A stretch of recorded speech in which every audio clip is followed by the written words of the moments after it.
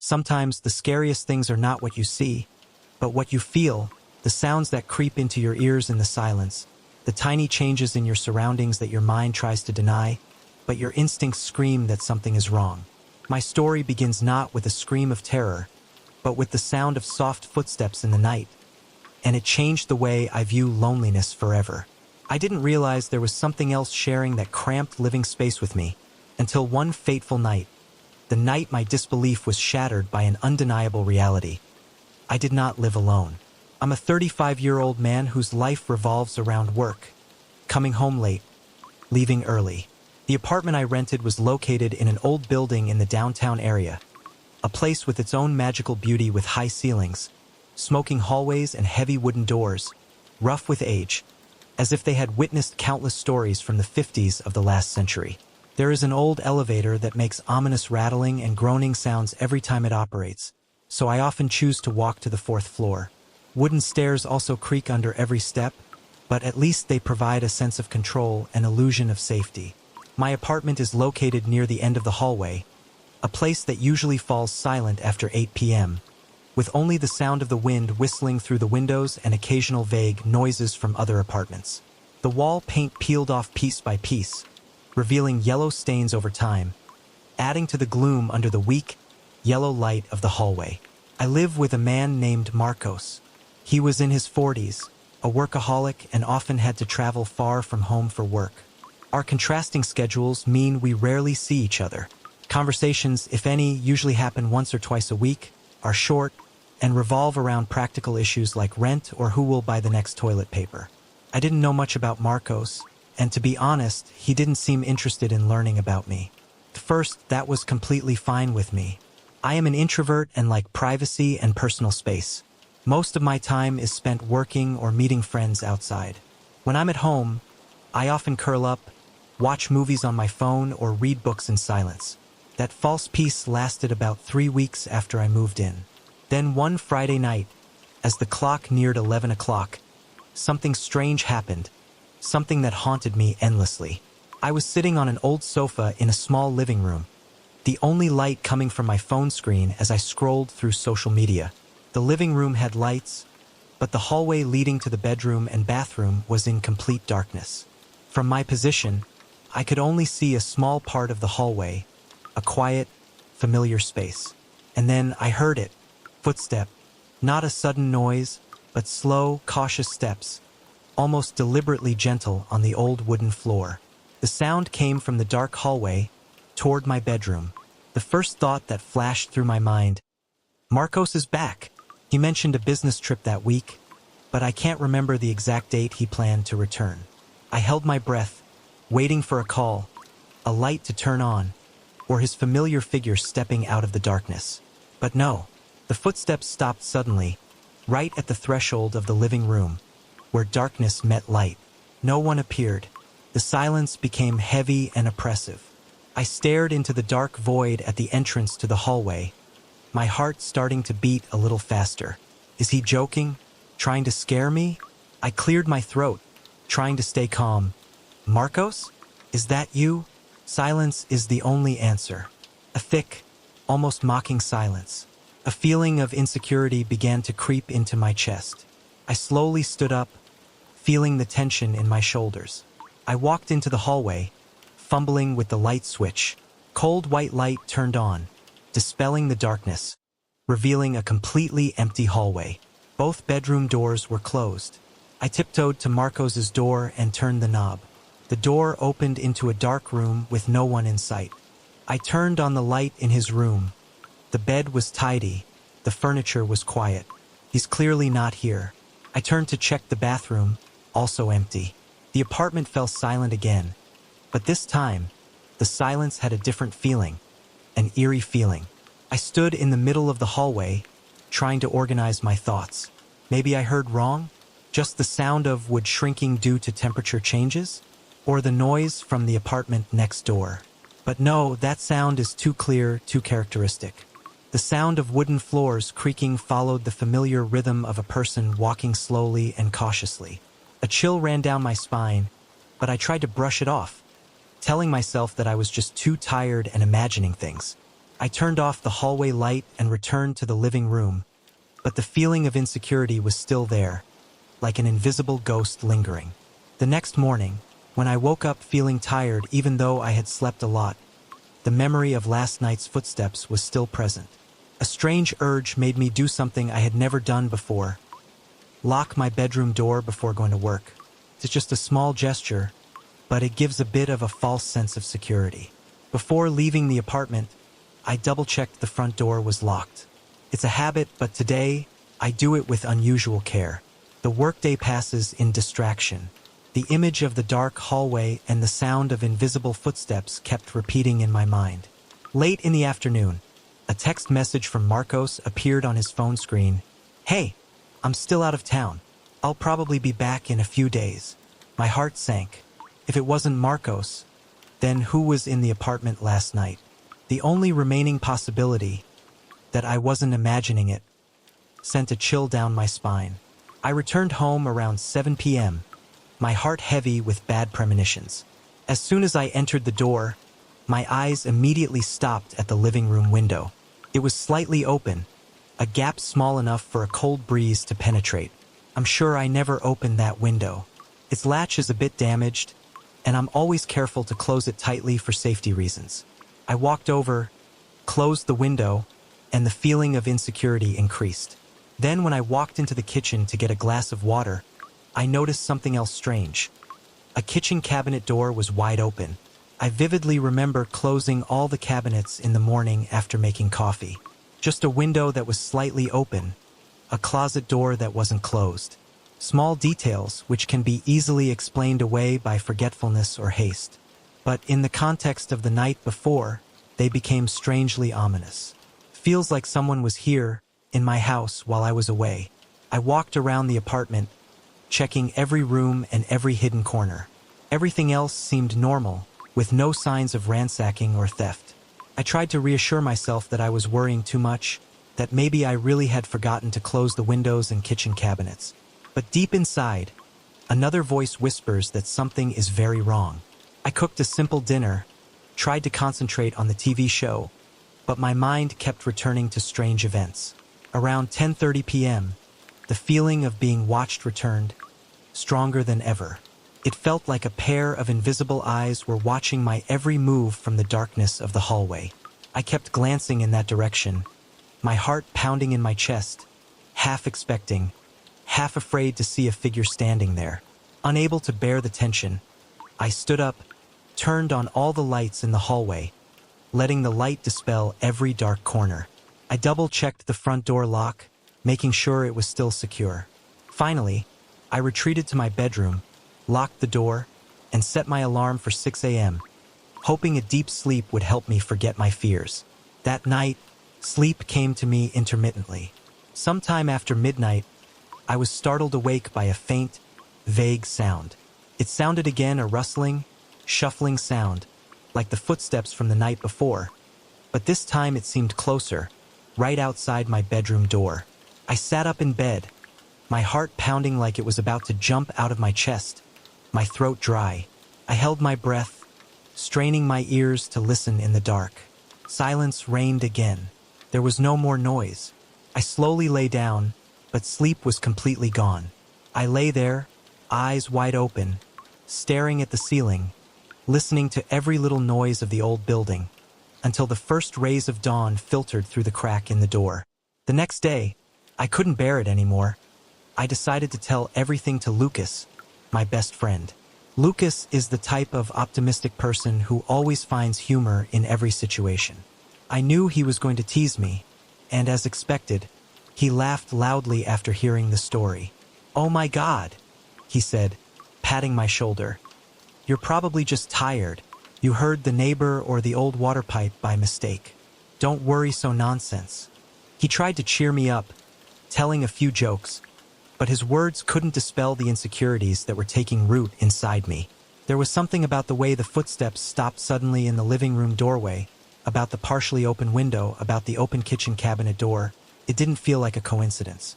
It's too intentional, too creepy. I know the difference between noises from upstairs and footsteps right outside my door. Seeing that I was still worried, Lucas suggested a more practical solution. How about you try setting your phone to record at night? Maybe you'll catch something. That idea seems reasonable.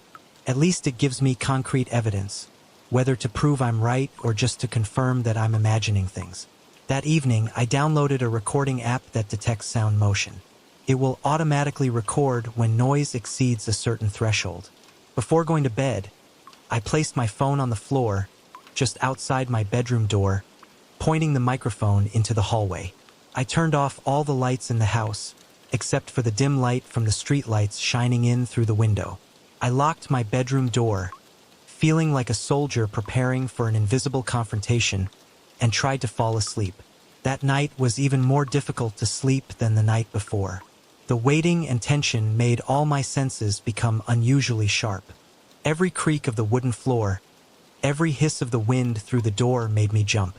I kept telling myself that I was overreacting, that maybe nothing was happening. But deep down, the fear is still there, rolling like an underground stream. Finally, fatigue won out and I fell into a restless sleep. I woke up suddenly around 5 a.m., before the alarm even went off. A feeling of relief passed through me when I realized I hadn't heard any strange noises during the night. Maybe Lucas was right. Maybe it's all just because I'm too stressed. I gingerly opened the bedroom door and picked up the phone from the hallway floor. The application screen displays a notification. 3 new recordings. My heart started beating fast again. I clicked on the first record, just the sound of me placing the phone on the floor. The second version, a brief creaking sound of the door, probably just the natural sound of the wood expanding. But the third recording, timestamped as 3:07 a.m., is about 15 seconds long.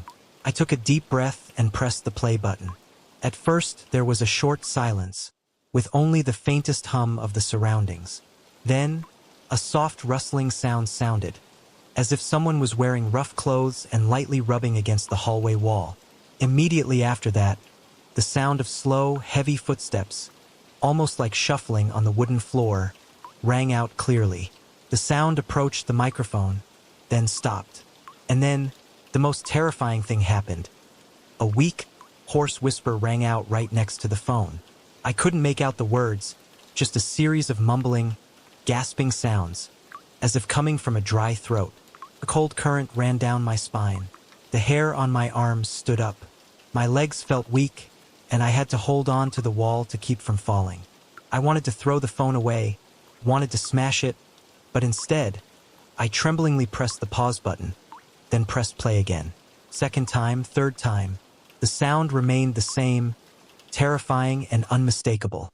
Someone or something was standing right outside my bedroom door at 3 a.m., whispering into a recording phone. I spent the next hour pacing back and forth in the bedroom like a caged animal.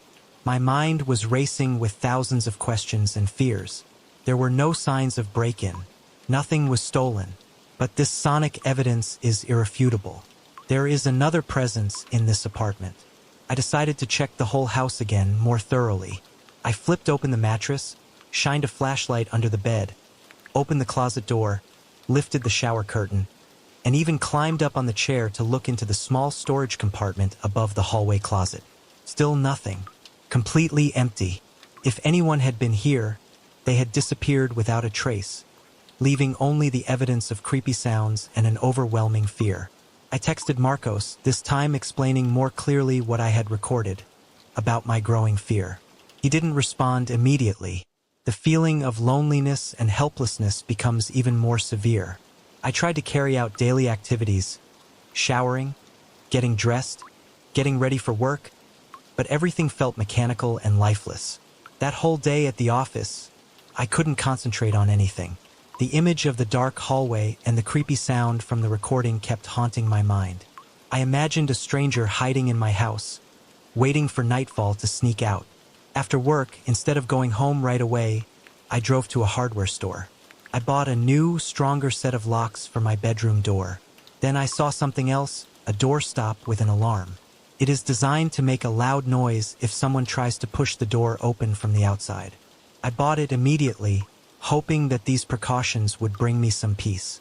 When I got home, I immediately got to work. I removed the old lock, installed the new lock on the bedroom door, carefully tightening each screw. Then, I placed the alarm door stopper on the floor right next to the foot of the door. The feeling of accomplishing something concrete, a defensive action, makes me feel a little better. Before going to bed, I set up the recording phone again, but this time I left it in the kitchen, near the main door, hoping to record the sound from a different angle. That night, thanks to the new lock and the door alarm, I felt a little more secure and fell asleep faster. But the peace did not last long. Around 2 a.m., I was awakened again by a familiar creaking sound from the hallway. My heart sank. I listened. The door-blocking alarm didn't go off, meaning whoever was out there didn't try to open my bedroom door. That was both a relief and a new fear. They could move around freely in the rest of the apartment. Then I heard another sound, faint and strange, coming from the living room. It sounded like something heavy was sliding across the floor. There was a rustling sound that lasted a few seconds, then silence. My heart pounded against my chest, the sound echoing in my ears. I wanted to rush out to check, to face whatever was out there, but fear held me back. My palms were sweaty, my chest felt tight. I lay still on the bed, straining all my senses to listen, but there was only silence. I waited, maybe 10 minutes that seemed like an eternity, then mustered up the courage to slowly sit up. I gently unlocked the bedroom door, trying not to make even the slightest noise. My hand clutched the phone, ready to turn on the flashlight. I opened the door and looked out. The hallway was dark. I turned on the flashlight. The white light swept across the empty space. I tiptoed out and shined the light into the living room. There's no one either. The front door is still locked tightly. I went into the kitchen. Still no one in sight. But then my eyes stopped at the small dining table. A chair was pulled out of its usual position, as if someone had been sitting there not too long ago. That night, I couldn't sleep again. I returned to the bedroom, locked the door, sat on the bed and put on headphones, turning on the music loudly to drown out all outside sounds, to drown out the fear that was gnawing at my mind. The next morning, I woke up with dark circles under my eyes and my body exhausted from lack of sleep. The first thing I do is check my phone. There's a new recording recorded at about 2:10 a.m., right around the time I heard the strange noise. The recording is only about 8 seconds long. It started with a rustling sound, exactly like the sound of something sliding on a wooden floor that I had heard. Then, immediately after, there was a deep, throaty exhalation, very close to the microphone. Not really a sigh, but more like someone was intentionally breathing heavily into the phone. Then the recording ended abruptly. That same day, Marcos finally texted back. He said he would return tomorrow and seemed quite worried about what I told him. He promised to thoroughly inspect the apartment with me. His concern, even though it was late, gave me a little hope. Maybe with the second person present, we will figure something out, or at least, I will no longer feel alone in this fear. I tried to go through the rest of the day as normally as possible, but my mind was constantly haunted by possibilities. Who is that intruder? How did they get into the house? Do they have a key, or did they sneak in through the fire escape? The only windows large enough for a person to enter are in the living room and Marcos's room, but they are frequently locked. I also vaguely remembered there was a basement in the building, which I heard led to some old technical tunnels, but I had never been down there and didn't know if there was any way to the upper floors. Many times, doubts arise. Could it be that it was all just my imagination, stress, and lack of sleep? But then the recordings resurfaced, cold and irrefutable evidence that something was really going on. That night, I decided not to go to bed early. I sat in the living room until nearly midnight, turned on all the lights, strained my ears to listen, and waited. But nothing happened. No footsteps, no whispers, no chair shifting. There is only the familiar silence of the old building at night. Finally, around 1 a.m., I gave up and went back to bed. I fell asleep for about 3 hours before being woken up again. This time there was a distinct sound of the floor creaking, seemingly right outside my door.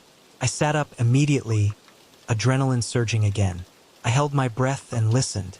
The sound was faint, but definitely real, coming from the hallway. The door-blocking alarm remained silent. I turned on the night light, The warm yellow light somewhat dispelled my fear. I could clearly hear my own rapid breathing. Then, just like before, everything became silent again. In the morning, I checked my phone. Another recording around 3 a.m. There seems to be a certain rule with this time frame. This time, the recording only had a single, very clear footstep sound, then silence. No whispers, no shuffling sounds. Just a single step, then a sudden stop, as if that person knew that he was being recorded and deliberately kept quiet right after. Marcos came home later that day as promised. I told him everything, let him listen to the recordings. He looked confused and a little scared. We decided to search the entire apartment together again. We checked every nook and cranny, knocked on the walls looking for hidden spaces, shined flashlights into the water pipes behind the bathroom, rummaged through every closet, every drawer. The result was the same. There was no sign that anyone else was living here. No sleeping bags, no extra food, no strange clothes, nothing. Marco suggested he would stay at the apartment for a few nights to see if he could witness anything unusual firsthand. That night, we both stayed awake in the living room, turned off all the lights, sat in almost absolute silence, waiting. We waited until almost 2 a.m. Nothing happened. No strange noises, no unusual sensations. Finally, because we were so tired, we decided to go to sleep. I locked my door, he locked his. I still leave my recording phone in the hallway as a defensive habit. The next morning, I checked my phone. There is only one new recording at about 4 a.m. This time it was just a light knock, very soft, almost inaudible. Marco said he didn't hear anything during the night. The following weeks passed in a strange limbo. The mysterious sounds continue to appear, almost always around 3 a.m. Sometimes it's footsteps, sometimes it's an inarticulate whisper, sometimes it's just small, rustling noises in the living room or kitchen. Marco sometimes hears them, but not as often as I do. We never came across anyone or anything. Nothing was stolen, no signs of break-in. It felt like an invisible ghost was coexisting in the apartment, hiding in the old walls, playing cat and mouse with my sanity. My sleep became worse and worse. Every night, when I had to leave the bedroom, even just to go to the bathroom, I held my breath, my heart pounding, half hoping and half afraid that I would see a figure standing quietly in the darkness of the hallway. Every little noise, every shadow passing by in my sight made me startled. My body tensed with alertness. What was once a place of rest is now a source of constant anxiety. I started seriously thinking about moving. It's true that the rent here is quite cheap and the location is close to work, but the mental price to pay is too expensive. Constant anxiety and invisible fear are eating away at me every day. Marcos, although also feeling uncomfortable, appeared less determined to move, perhaps because he was rarely at home. But for me, the situation has become unbearable. I couldn't continue to live waking up every night to strange noises, checking my phone like a paranoid, looking for evidence of an invisible intruder lurking around me while I slept. I don't want my heart to sink every time I hear the floor squeak. Currently, I'm still here, in this haunted apartment, but I've started actively looking for a new place to live. I don't know if we'll ever discover the secret of this superfluous roommate, or if he'll follow me to my new place. But I know one thing for sure. I cannot continue to live with the feeling of being hunted right in my own home. Until the day I find a safer place, I must continue to live in fear, lock every door, keep a flashlight next to my bed, and pull the blanket over my head every night, listening to every little noise coming from the darkness. This has become my daily life, a life full of misery and insecurity. Finally, the day came for me to leave that apartment. The feeling of relief when locking the door for the last time is indescribable. I found a private house to rent, an old but sturdy-looking house, located in a quieter neighborhood. I hope for a new beginning, a place I can truly relax and call home. On moving day, when I pushed open the heavy front door of my new house and walked in, a sudden chill ran down my spine, even though it was late spring outside and the air was quite warm. The realtor said this is an old house, but well preserved. I looked around and saw rich wood floors, high ceilings, and a spacious attic perfect for me to set up a home office, something I'd always wanted. I was 40 years old, Still single, and this spacious space seemed ideal. Reasonable rent, peaceful neighborhood. Everything seems to signal that a peaceful life, a pleasant routine, awaits. But I was wrong. Very quickly, I realized that there was something else, another presence, waiting for me here as well. I want to tell everything as detailed and clear as possible. When I first walked through the lobby, I noticed a small creak in the floorboards when I stepped on a certain spot. Small thing, I think. Many old houses are like that. The living room is spacious but has the typical dusty smell of places with little ventilation. The large windows promised plenty of light, but somehow, the natural light pouring in seemed weaker and paler than usual. I didn't pay much attention to those details on the first day. My first priority is to unpack and reorganize my life. The first week went quite smoothly. I go to work in the morning, come home in the evening, busy with the decoration and getting used to the new space. Nothing unusual happened, no strange noises like in the old apartment. I began to relax, hoping that the ghosts of the past were truly behind me. But that peace did not last. On Tuesday of the second week, when I came home after a tiring day at work, I turned on the hallway light on the first floor. Out of habit, I looked up at the stairs leading to the second floor. And that's when I saw it. A faint streak of light, shining from the crack below the door leading to the attic, located at the end of the second floor hallway. I stood still at the foot of the stairs.